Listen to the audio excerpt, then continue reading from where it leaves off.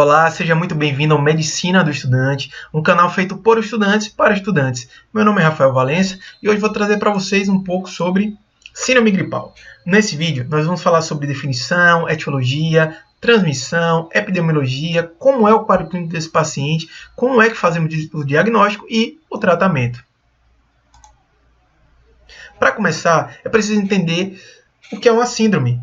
Síndrome é um conjunto de sinais e sintomas observados em vários processos patológicos sem uma causa específica. No caso da síndrome gripal, ela é uma infecção aguda do trato respiratório causada pelo vírus da influenza, quando o paciente faz a inalação de secreções respiratórias que estejam infectadas e dispersas pelo ar. Falando então da etiologia, vamos entender.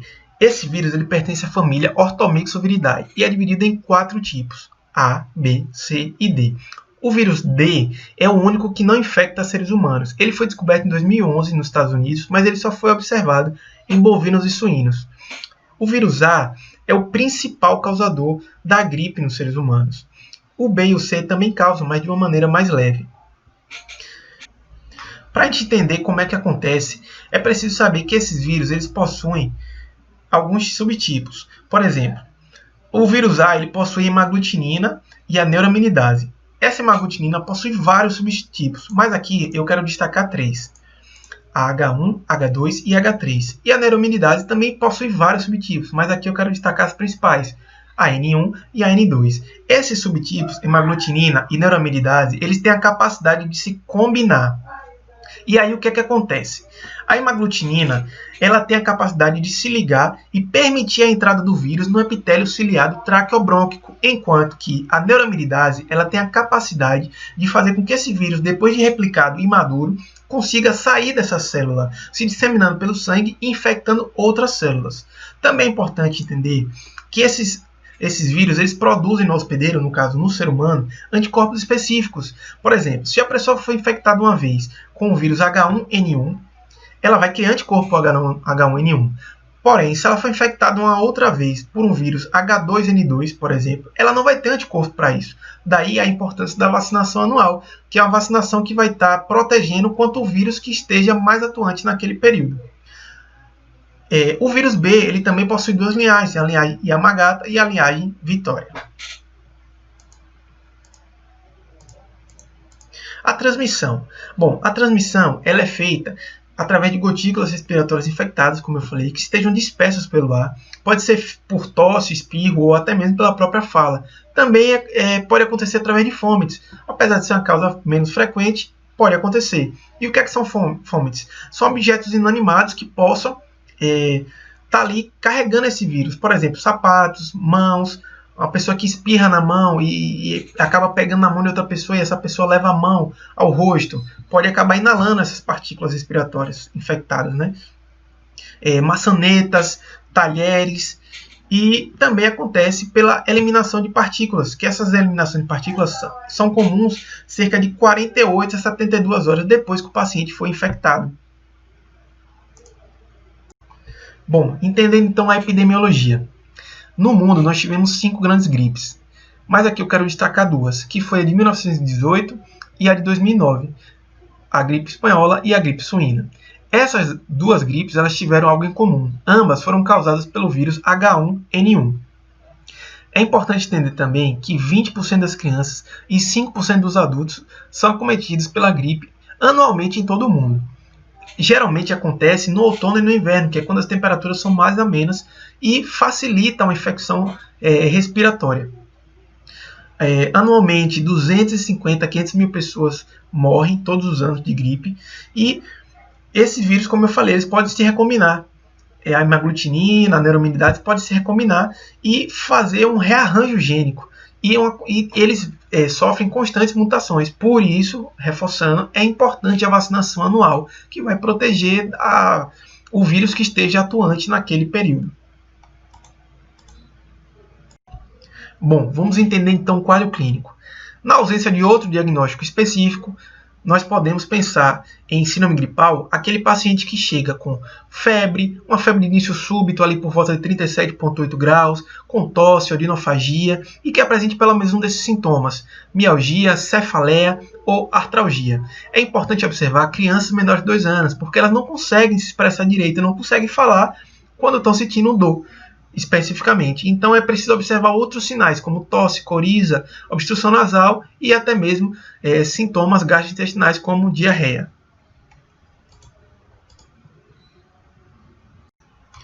Vamos então ao diagnóstico. Bom, o diagnóstico da síndrome gripal é eminentemente clínico. Não é necessário um exame laboratorial para se confirmar. Porém, se você quiser confirmar, tem algumas possibilidades. E eu destaquei aqui os testes rápidos, porque eles têm uma alta especificidade e o resultado sai em pouco tempo. Mas é preciso saber, esse paciente ele apresenta algum sinal de gravidade? E aí eu vou poder diferenciar, é uma síndrome gripal ou é uma síndrome respiratória aguda grave? E o que é um sinal de gravidade? Bom, esse paciente apresenta dispneia, ele está saturando abaixo de 95% oxigênio, ele está apresentando desconforto respiratório, está tendo batimento de fúrcula, está tendo tiragem naquele paciente mais emagrecido, ele está tendo aumento da frequência respiratória, ele tem piora de alguma doença pré-existente, ou ele está apresentando sinais de hipotensão? Se não, eu posso suspeitar de síndrome gripal. Mas se sim, se ele apresentar algum desses sinais de gravidade, eu devo suspeitar da síndrome respiratória aguda grave. E aí eu tenho que saber, esse paciente ele apresenta algum fator de risco ou algum sinal de piora do estado clínico? Fatores de risco como? É de população indígena? É gestante? É puérpera, com menos de 45 dias após o nascimento da criança? É criança abaixo de 2 anos ou adulto acima de 60? Tem alguma pneumopatia, incluindo asma? Tem alguma cardiovasculopatia? E aqui eu devo excluir a hipertensão arterial. Esse paciente ele tem alguma doença hematológica, incluindo, por exemplo, anemia falciforme. Ele tem algum distúrbio metabólico, incluindo diabetes.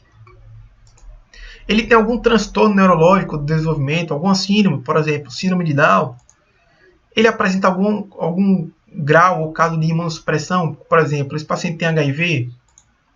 Tem alguma nefropatia ou hepatopatia? Ou ele tem algum sinal de piora do estado clínico, como persistência ou agravamento da febre por mais de 3 dias, uma miosite comprovada pelo aumento do CPK ali de 2 a 3 vezes. Ele tem algum sinal de alteração do sensório, olfato ou paladar. Esse paciente está apresentando algum sinal de desidratação? Como é que está o sinal da prega? Está com algum sinal de olheira? Está tendo alguma exacerbação dos sintomas gastrointestinais, como a diarreia nas crianças? E aí eu vou olhar. Se não, eu vou tratar com sintomáticos e aumentar a gestão de líquidos. Vou fazer um acompanhamento ambulatorial e esse paciente ele só vai retornar se ele tiver algum sinal de piora ou se aparecer algum sinal de gravidade. Mas se a resposta for sim, então eu tenho que tratar com os antivirais. Como por exemplo, aqui no Brasil, o protocolo diz que eu devo tratar com oseltamivir. Também devo fazer uso de sintomáticos, em caso de dor, analgésico, em caso de febre, antitérmico. Devo fazer exames radiográficos para descartar outras doenças, fazendo então um diagnóstico diferencial, como pneumonias. Devo aumentar também a gestão de líquidos orais. Também vou fazer acompanhamento ambulatorial, porém esse paciente ele vai retornar em 48 horas ou em caso de sinais de gravidade. Bom, se a resposta foi não, e eu suspeitei de uma síndrome gripal, eu já sei o que é que eu devo fazer. Mas se a resposta for sim, e esse paciente tiver um sinal de gravidade, então eu tenho que saber, esse paciente ele tem indicação para UTI? Ele está em choque? Ele está apresentando alguma insuficiência respiratória? Ele está tendo disfunção de órgãos vitais? Ou alguma instabilidade hemodinâmica? A resposta sendo sim ou não, eu vou tratar da mesma forma. Oseltamivir, que é um antiviral, vou fazer uma antibiótico terapia de amplo espectro, vou fazer hidratação venosa, vou fazer exames radiográficos, inclusive na gestante, porque lembre, o benefício supera o risco. Vou fazer oxigenoterapia sob monitoramento, eu não posso saturar o oxigênio nesse paciente, não posso dar oxigênio demais. Vou fazer exames complementares. A diferença entre os pacientes vai ser que, se ele não tiver indicação de UTI, ele vai ser acompanhado do leito de internamento. Porém, se ele tiver indicação para UTI, ele vai ser acompanhado do leito de terapia intensiva. Para ambos os casos, eu vou notificar e coletar exames específicos quando necessários. Bom, e o tratamento, como eu falei, A gente vai fazer, então, medidas de suporte, como hidratação, repouso e os sintomáticos, analgésicos em caso de dor, antitérmicos em caso de febre. Eu tenho que ter cuidado com o uso de AS em crianças abaixo de 2 anos, por conta da síndrome de Rey, que é uma encefalopatia de evolução rápida e possivelmente fatal nas crianças.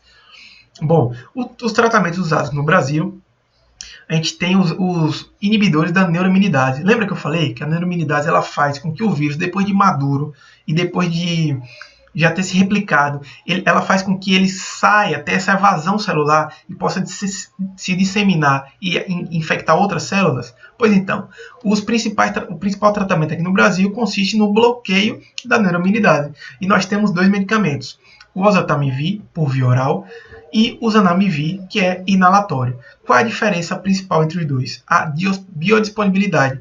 O zanamivir ele tem uma menor biodisponibilidade e gera com isso, então, uma menor toxicidade.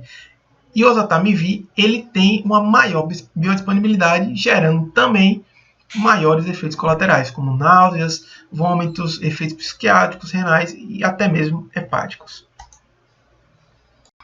Bom, e aqui só está uma tabela que está lá no protocolo de manejo da síndrome gripal do Ministério da Saúde, falando desses 2 medicamentos que eu acabei de falar, o zanamivir e o oseltamivir, com base na faixa etária, dose, uso e duração do tratamento. Importante falar 2 coisas. O zanamivir ele só deve ser dado ao paciente em caso de intolerância gastrointestinal grave, alergia ou resistência ao fosfato de oseltamivir. E ele também não pode ser dado para crianças abaixo de 7 anos, por conta do risco de broncoespasmo severo.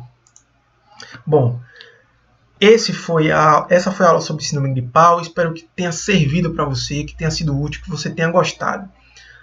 Se gostou, curta o vídeo, compartilhe, dê seu feedback, o que é que nós podemos melhorar. E nós somos Medicina do Estudante. Obrigado.